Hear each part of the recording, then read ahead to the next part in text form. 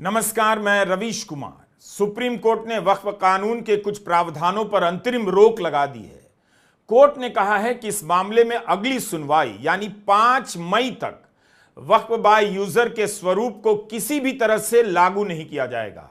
ना तो उसे डिनोटिफाई किया जाएगा, ना ही कलेक्टर उसे बदल पाएगा।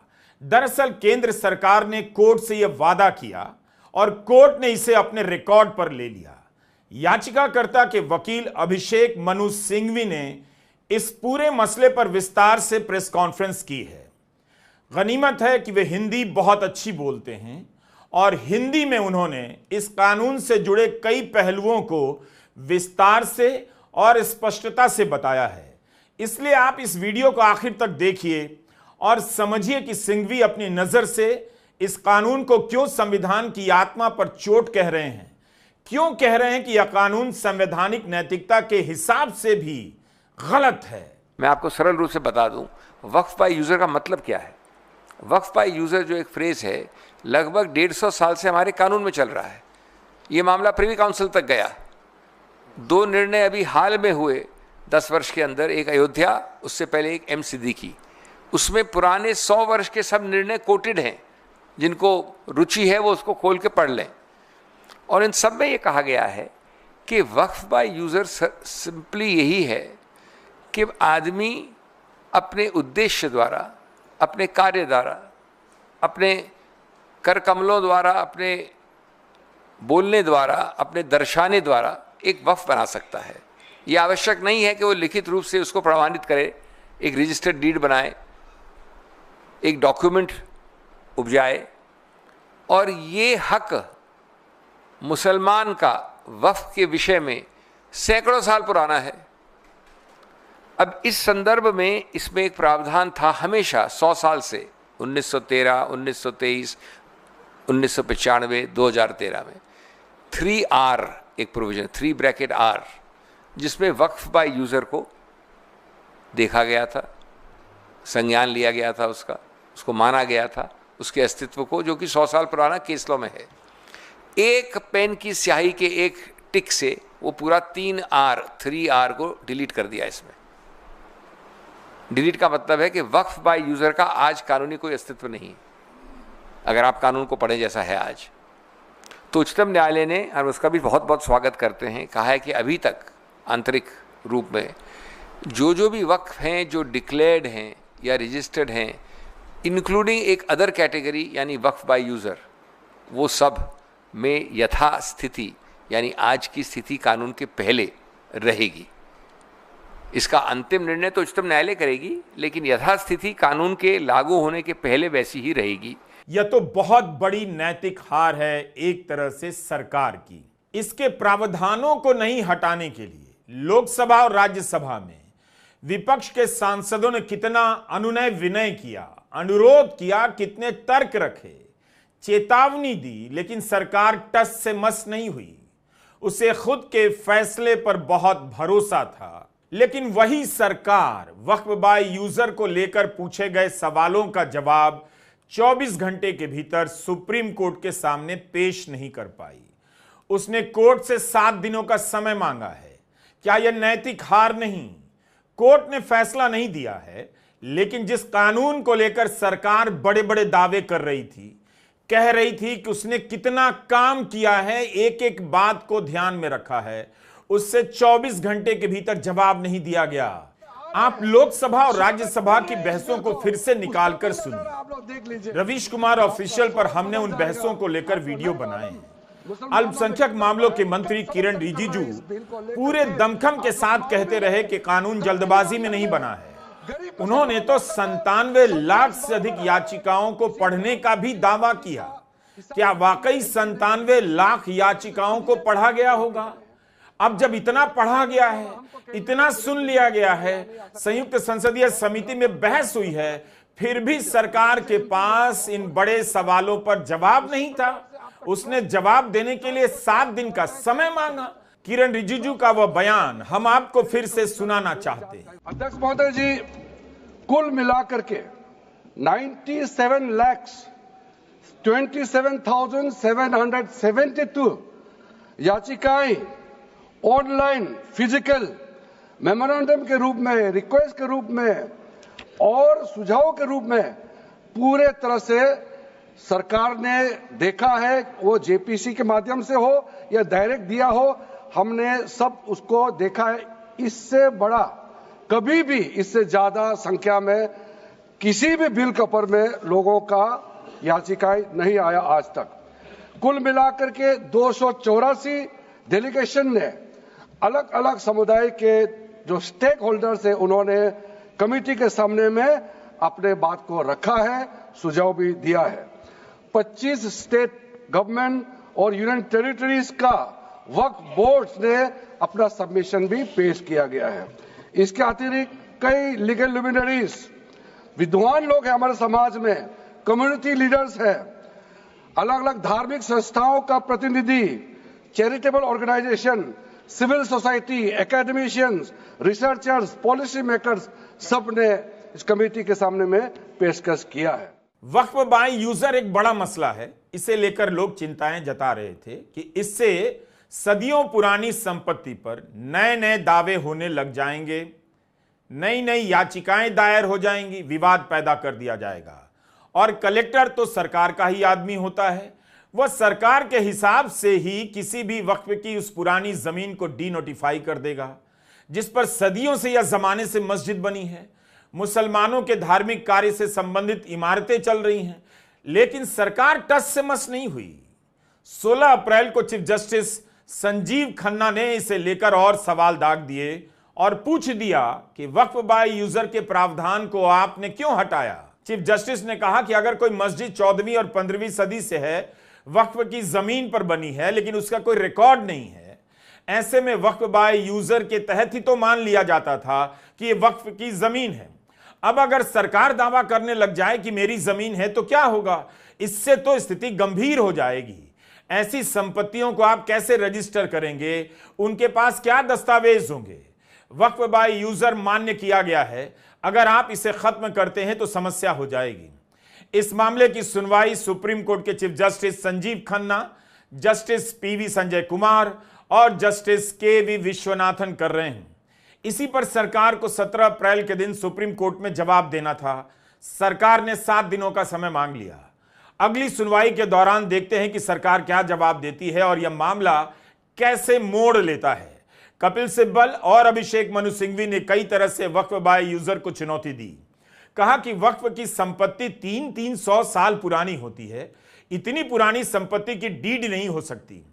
अभिषेक मनु सिंघवी ने कहा कि अगर वक्फ बाय यूजर का प्रावधान हटाते हैं तो एक झटके में वक्फ की लाखों संपत्तियों पर सब कुछ खत्म हो जाएगा, विवाद बढ़ जाएंगे। सदियों से जिस जमीन पर मस्जिद है उसके वक्फ होने पर सवाल उठेगा, सरकार अपना दावा कर देगी, कोई और दावा कर देगा।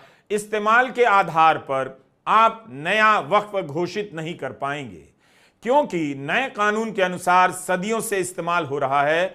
अब यह काफी नहीं होगा, जमीन का दस्तावेज पेश करना होगा। सिब्बल और सिंघवी दोनों ने कहा कि राम जन्मभूमि के फैसले में इस मान्यता को स्वीकार किया है। क्या आपने फैसले के उस हिस्से को हटा दिया है? संसद में भी विपक्ष के सांसदों ने यही सब सवाल उठाए, सरकार से अनुरोध किया कि इसके प्रावधान को मत हटाइए, लेकिन सरकार ने उनकी एक बात नहीं सुनी। अब वक्फ बाय यूजर ये बहुत इंटरेस्टिंग चीज है। किसी भी समुदाय की एक स्मृति होती है। माननीय सभापति महोदय, आप मुझे देखिए, मैं भी आप ही को देखूंगा। किसी भी समुदाय की एक स्मृति होती है। कोई मस्जिद कब से यूज में है, कागजात ढूंढोगे। मैं अभी अपने बिहार का अनुभव बताता हूं। हम बहुत छोटी जोत के किसान परिवार से आते थे, दादा के टाइम से। सर अभी वहां सर्वे हो रहा है, कागज हमें अपने घर में नहीं मिल रहा है सर, ये और सर्वे ही बंद कर दिया बिहार की सरकार ने। तो मैं ये कह रहा हूं कि पूरे समुदाय को कटघरे में खड़ा करने के लिए आप यूं ही एक आम अदना मुसलमान शहरी अदरवाइज वो परेशान है। पुरानी संपत्ति है, लैक ऑफ टेक्निकल एक्सपर्टीज नहीं है। आज यानी 17 अप्रैल को सुप्रीम कोर्ट में सरकार ने कहा, अदालत के फैसले तक वक्फ बाय यूजर के स्वरूप को कलेक्टर नहीं बदलेगा। एक तरह से सरकार ही कह रही है वो कलेक्टर को रोक देगी। सोचिए, जिस कानून को नोटिफाई किया जा चुका है, संसद से पास है, राष्ट्रपति ने मंजूरी दी है और देश के 600 से अधिक जिलाधिकारी को अब सूचना देनी पड़ेगी कि वे वक्फ बाय यूजर के तहत कार्रवाई ना करें। 4 अप्रैल की आधी रात के बाद तक बहस चली थी और वक्फ संशोधन विधेयक को पास किया गया था। किसी भी सरकार के लिए इससे शर्मनाक बात क्या हो सकती है? सरकार ने सुप्रीम कोर्ट को आश्वासन दिया है कि अगली तारीख तक काउंसिल या बोर्ड में किसी प्रकार की नियुक्ति नहीं की जाएगी। तो यह तरीका है केंद्र सरकार के कानून बनाने का, और पहली बार नहीं है। हमने आपको कई बार बताया है कि मोदी सरकार ने किस तरह से इलेक्टोरल बॉन्ड का कानून पास किया था, लेकिन वह कानून असंवैधानिक निकला आखिरकार। आईटी एक्ट में जो प्रावधान जोड़े गए उसे बॉम्बे हाईकोर्ट की बेंच ने असंवैधानिक घोषित कर दिया। कह दिया कि सरकार की फैक्ट चेक यूनिट संविधान के अनुच्छेद 14 और 19 के प्रावधानों के खिलाफ है। तो बीजेपी की सरकार का, मोदी सरकार का यही रिकॉर्ड है संविधान के विरुद्ध जाकर कानून बनाने का। यह तो सुप्रीम कोर्ट में साबित हुई बात है। विपक्ष का कोई आरोप नहीं कि बीजेपी संविधान खत्म कर देगी। क्या आपने हमारा वीडियो नहीं देखा कि तमिलनाडु के राज्यपाल के फैसले को सुप्रीम कोर्ट ने अवैध माना है? अवैध, इल्लीगल। भारत के इतिहास में पहली बार किसी राज्य में कानून राज्यपाल की मंजूरी से नहीं बल्कि सुप्रीम कोर्ट के आदेश से लागू हुआ है। विधानसभा में पास कानून को राज्यपाल की मंजूरी के बाद लागू किया जाता है, लेकिन कई मामलों में राज्यपाल RN रवि ने अवैध काम किया, इल्लीगल काम किया, इसलिए सुप्रीम कोर्ट के आदेश से लागू किया गया। तो एक राज्यपाल अवैध काम करते हुए पकड़े गए, लेकिन बीजेपी या मोदी सरकार ने उनके खिलाफ कोई कार्रवाई नहीं की, उनसे इस्तीफा नहीं मांगा और ना ही बर्खास्त किया। तो यह रिकॉर्ड है मोदी सरकार का। ये सिर्फ मामले को मुसलमान या अल्पसंख्यक की नज़र से देखना सही नहीं होगा। ये मामला निश्चित रूप से उनके संबंध का है, लेकिन ये संविधान की आत्मा का सवाल है सर्वोपरि रूप से। अगर आज एक समुदाय के धार्मिक संस्थानों पर कब्जा हो सकता है, तो कल हर अल्पसंख्यक संस्था खतरे में होगी। ये विधेयक संविधान की बराबरी की भावना को पर आक्रमण करता है और ये धार्मिक स्वतंत्रता को सरकारी मंजूरी से जोड़ने की कोशिश करता है। आपकी संवैधानिक स्वतंत्रता, आपकी धार्मिक स्वतंत्रता मेरी प्रशासनिक या सरकारी मजबूरी पर निर्भर है। अगर हम आज नहीं बोलेंगे तो कल बोलने का हक शायद हम सबसे भी छिन जाएगा। और ये लड़ाई केवल एक कानून की नहीं, एक सोच के विरुद्ध है। अधिकारों को रियायत और पहचान को शक समझती है। ये हमारा मूल इस पे विरोध है। क्या सरकार के पास 24 घंटे में यह भी जवाब नहीं तैयार था कि हिंदू मंदिरों के दान से संबंधित बोर्ड में जब मुसलमान सदस्य नहीं हो सकता तो मुसलमानों के धार्मिक कार्य से संबंधित बोर्ड में हिंदू क्यों होना चाहिए? कपिल सिब्बल ने कहा यह राज्य कौन होता है तय करने वाला कि वक्फ वही करेगा जो 5 साल से इस्लाम का पालन कर रहा हो। राज्य कैसे तय कर सकता है कि कोई मुसलमान है या नहीं और इसलिए वक्फ करने योग्य है या नहीं? सिब्बल कहते हैं कि अगर मैं जन्म से मुसलमान हूं तो मैं ऐसा क्यों करूंगा? जो मेरा पर्सनल कानून है वही लागू होगा। कपिल सिब्बल ने कहा कि हम उस प्रावधान को चुनौती देते हैं जिसमें कहा गया है कि केवल मुसलमान ही वक्फ बना सकते हैं। हालांकि कोर्ट में अभी सुनवाई होनी है, किसी भी चीज पर फैसला नहीं आया है, लेकिन पहली सुनवाई में यह बात कहीं से नहीं आई कि वक्फ की संपत्ति का संबंध धार्मिक कार्यों से नहीं है। आपको याद दिलाना चाहता हूं, लोकसभा में बीजेपी के सदस्य किस तरह से बार बार कह रहे थे, क्या कह रहे थे? यही कि वक्फ कानून का संबंध धार्मिक कार्यों से नहीं है। अल्पसंख्यक मामलों के मंत्री किरण रिजिजू से सुनिए क्या कह रहे हैं वो। अध्यक्ष महोदय जी,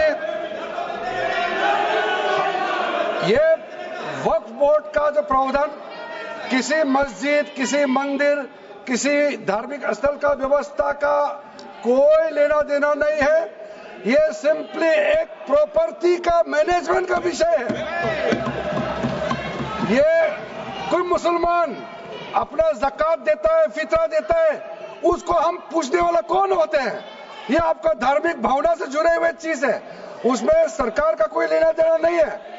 लेकिन ये वक्फ प्रॉपर्टी का मामला है, लेकिन वक्फ प्रॉपर्टी का मैनेजमेंट करता है, मुतवालीज करता है। ये आपको इतना बेसिक ये फर्क जो है अगर समझ में नहीं आते या जानबूझ करके आप नहीं समझना चाहते हैं तो मेरे पास इसका कोई इलाज नहीं है। तो ये इरादा था और है सरकार का। वक्फ हिंदू नहीं कर सकता, मुसलमान करेगा, वही करेगा जो 5 साल से इस्लाम का पालन कर रहा है। लेकिन वक्फ धार्मिक मामला नहीं है, इसका संबंध संपत्ति के मैनेजमेंट से है। क्या क्या व्याख्याएं कर दी जाती हैं। यह तर्क लेकर आई थी सरकार संसद में। अगर इतनी ही समझ साफ थी तो 24 घंटे में जवाब दाखिल कर देते। जो सरकार 4 अप्रैल को आधी रात के बाद तक राज्यसभा में बहस करा सकती है, क्या उसके अधिकारी रात भर नहीं जाग सकते थे? खैर, कोई भी सरकार कितना भी समय मांग सकती है, यह प्रथा रही है और सुप्रीम कोर्ट ने उचित ही अनुग्रहित किया। लेकिन इससे क्या पता चलता है कि 97 लाख याचिकाएं पढ़ने का दावा करने वाली सरकार के पास कोर्ट के 3-4 सवालों के जवाब 24 घंटे के भीतर मौजूद तो नहीं थे। यह हालत है सरकार की। 17 अप्रैल को जब सुनवाई शुरू हुई तभी सॉलिसिटर जनरल तुषार मेहता ने कहा, अगर बेंच एक वैधानिक प्रावधान यानी स्टैट्यूटरी प्रोविजन पर परोक्ष या अपरोक्ष रूप से स्टे लगाने जा रही है, यह अपने आप में दुर्लभ होगा।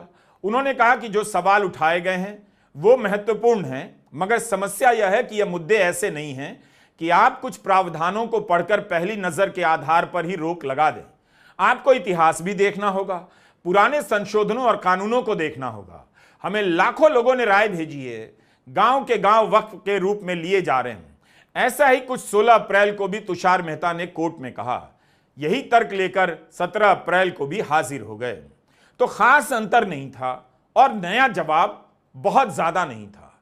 अदालत के सवाल साफ थे और रुख भी, मगर सरकार के पास ठोस जवाब नहीं। सरकार जानती थी कि अगर सुप्रीम कोर्ट ने कानून पर रोक लगा दी तो बहुत बड़ी बात हो जाएगी, उसके सारे दावे खोखले साबित हो जाएंगे। तुषार मेहता की दलील सुनते हुए जस्टिस कुमार कहते हैं कि हम मामले पर फैसला नहीं दे रहे हैं।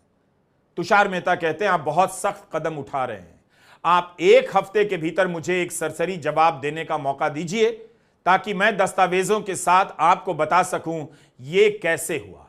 इस पर चीफ जस्टिस ने कहा कि मिस्टर मेहता, हमारे पास एक खास तरह की स्थिति थी, कुछ खामियां थीं, इसमें कुछ सकारात्मक बातें भी हैं। जब किसी ने पूर्ण रूप से स्टे लगाने की बात की तब हमने कुछ नहीं कहा, मगर अभी जो स्थिति चल रही है हम नहीं चाहते कि उसमें इतना ज्यादा बदलाव हो।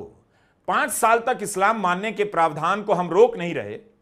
एक और थंब रूल है, जब अदालत के सामने मामला लंबित है तब आमतौर पर यह होना चाहिए कि जो स्थिति अभी बनी हुई है वह पक्षों के अधिकारों को ठेस ना पहुंचाए। इस पर तुषार मेहता कहते हैं, मैं ये नहीं कह रहा हूं कि आप पूर्ण रोक लगाए या कुछ प्रावधानों पर। आपके किसी फैसले का क्या असर हो सकता है उसे समझने के लिए आपको कुछ दस्तावेज चाहिए होंगे। मैं अपनी जिम्मेदारी के एहसास से कह रहा हूं। मान लीजिए अगर आपको वक्फ बाय यूजर पर कुछ कहना होगा तो उसका क्या असर होगा। मुझे रिकॉर्ड पर कुछ मटेरियल रखने दीजिए, 1 हफ्ते में कुछ नहीं बदलेगा। चीफ जस्टिस संजीव खन्ना ने साफ साफ कह दिया कि बोर्ड और काउंसिल में कोई नियुक्ति नहीं हो सकती। इस पर तुषार मेहता ने कहा, नियुक्ति मेरे हाथ में है, कोई नियुक्ति नहीं होगी। तब कोर्ट ने ध्यान दिलाया कि राज्य सरकारें भी हैं, वो तो आपके हाथ में नहीं। इस पर तुषार मेहता ने आश्वासन दिया कि नियुक्ति नहीं होगी। अगर कोई राज्य सरकार नियुक्ति करती भी है तो मान्य नहीं होगी। सुप्रीम कोर्ट ने यह भी कहा कि अगर किसी संपत्ति का पंजीकरण 1995 के कानून के सेक्शन 36 के तहत हुआ है तो उनके साथ छेड़छाड़ नहीं की जा सकती है। हम नहीं चाहते कि स्थिति में बदलाव हो। संसद कानून बनाती है, कार्यपालिका फैसला करती है और न्यायपालिका निर्णय करती है। वो हैं 2 प्रावधान 9 और 14। 9 डील करता है केंद्र की काउंसिल से। उस काउंसिल में अभी तक ये याद रहे, अभी तक जो कानून चल रहा था 2013 का था, उससे पहले 1995 का था जिसको 13 ने संशोधित किया। उसके भी पहले और 13 तक ये अभी भी जो कानून चल रहा है, क्योंकि ये तो सिर्फ एक अमेंडमेंट है, संशोधन है, कानून अभी भी 95 वाला है। हमेशा पूर्णतया 100% मुसलमान ही वक्फ पे रह सकते थे और इसमें कोई ऐसे आश्चर्य की बात नहीं है। हमने पार्लियामेंट में और बाहर भी कई आपको उदाहरण दिए। कर्नाटक का Hindu religious act, Jagannath temple का, माता वैष्णो देवी का, इधर अपने तिरुपति का, काशी विश्वनाथ का, सिख गुरुद्वारा एक्ट, कई हैं जिसमें ये बड़ा स्पष्ट है कि सिर्फ उसी समुदाय, उसी धार्मिक वर्ग के लोग ही उसका संचालन कर सकते हैं, और ये स्वाभाविक है, इसमें कोई नई बात नहीं है। तो ये दो प्रावधान हैं 9 और 14। इसमें पहली बार प्रावधान ये है कि संभवतः थ्योरेटिकली जहाँ तक काउंसिल का सवाल है तो 12-22 में से नॉन मुस्लिम हो सकते हैं। मैं आपको संक्षिप्त में बता रहा हूँ कि है तो प्रावधान बड़ा लंबा चौड़ा और विकसित, लेकिन 22 टोटल हो सकते हैं, उसमें से 12 तक नॉन मुसलमान हो सकते हैं। केंद्रीय काउंसिल जो है वक्फ। जो दूसरा प्रावधान है 14 नंबर, वो बोर्ड्स के बारे में है। बोर्ड्स में 11 में से 7 नॉन मुसलमान हो सकते हैं। ये मुसलमानों की बात नहीं हो रही है, ये बात हो रही है कि अपनी संस्था को स्वायत्तता के साथ अपने समुदाय द्वारा, अपने धार्मिक वर्ग द्वारा चलाया जाए। और जो पिछले 70, ये पहला जो एक्ट है वक्फ का कानून, वो 1913 में आया था, फिर 23 में आया, फिर 95 में आया, फिर 13 में फिर संशोधित हुआ 2013 में, 1913 में, 100 वर्ष से ज़्यादा पहले। कभी ऐसा नहीं हुआ जो 9 और ये 14 वाले प्रावधान कहते हैं।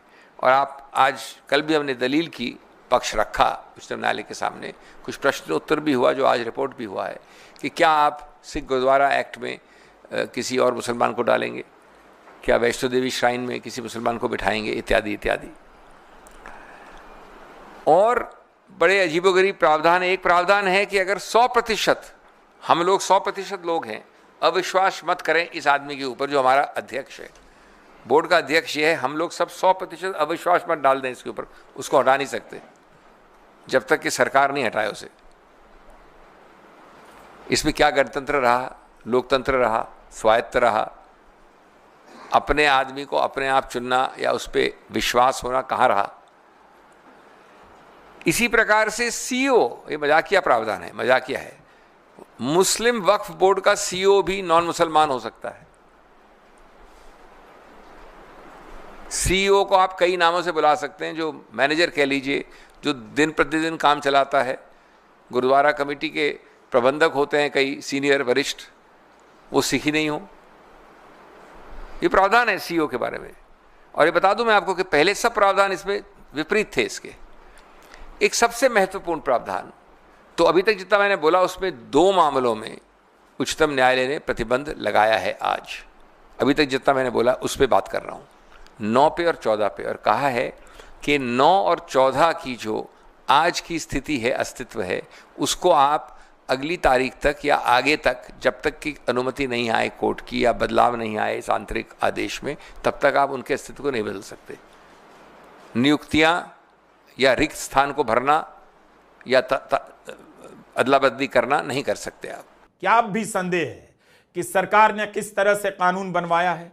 बीजेपी तो बीजेपी के सहयोगी लोकसभा और राज्यसभा में वक्फ कानून का किस तरह से बचाव कर रहे थे। जदयू के सांसद और केंद्रीय मंत्री राजीव रंजन सिंह, ललन सिंह ने तो बीजेपी के सदस्यों से कहीं ज्यादा इस कानून के पक्ष में भाषण दिया और इसे बहुत अच्छा बताया।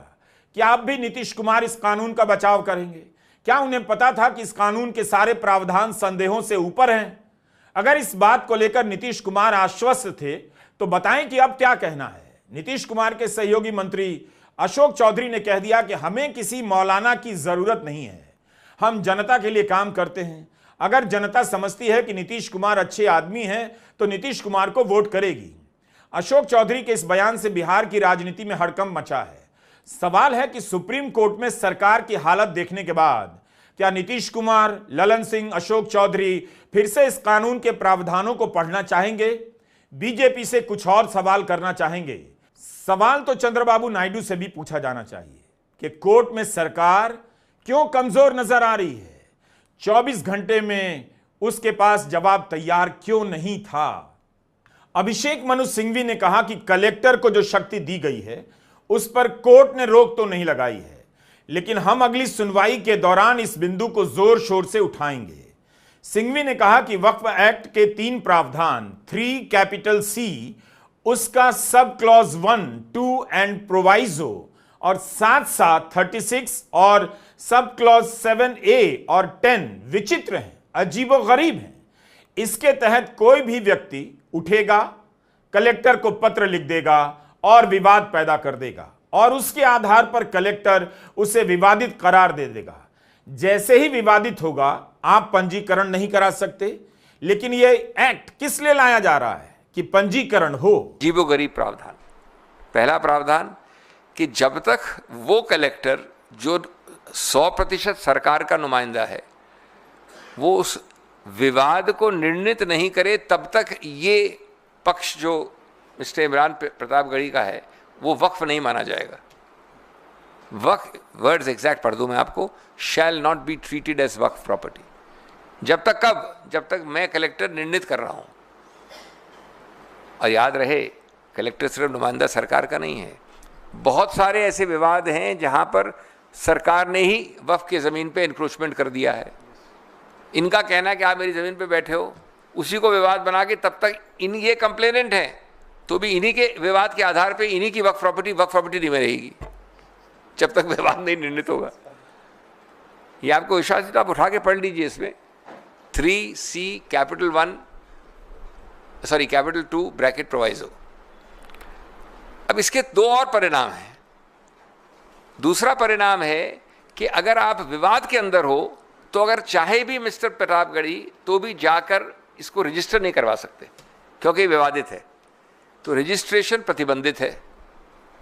जो ये एक्ट चाहता है कि रजिस्टर हो, लेकिन साथ साथ दूसरे आवाज में कहता है कि जब तक ये विवाद तब तक रजिस्टर नहीं कर सकते, कोई रजिस्टर करेगा नहीं। और तीसरा, जब तक आप रजिस्टर नहीं करेंगे तो आप किसी कोर्ट कचहरी नहीं जा सकते।